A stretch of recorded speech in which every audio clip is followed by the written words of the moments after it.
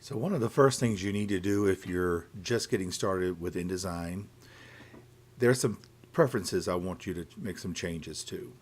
And the reason we want to do it before you really open any InDesign files or you create any InDesign files is if we can make these changes once, then every new file we open, these changes will be in place.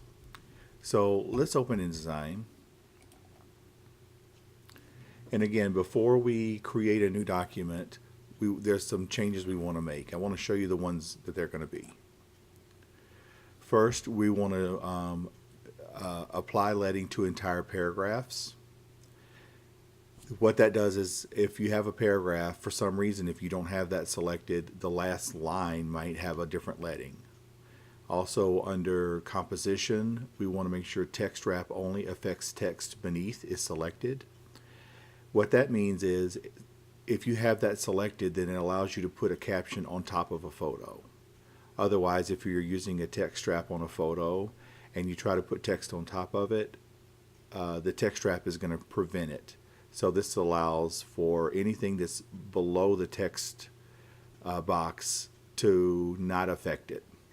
And then lastly, under units and increments, we want to make sure that the origin is set for page and not spread. And then we also want to make sure the increments are in inches and not in picas.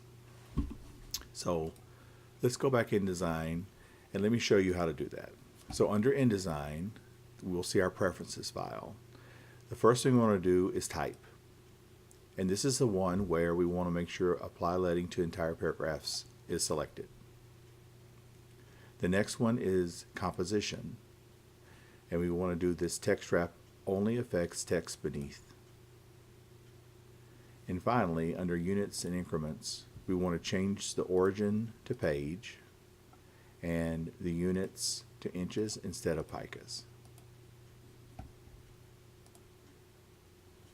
Now we're ready to open a new file with these settings already applied.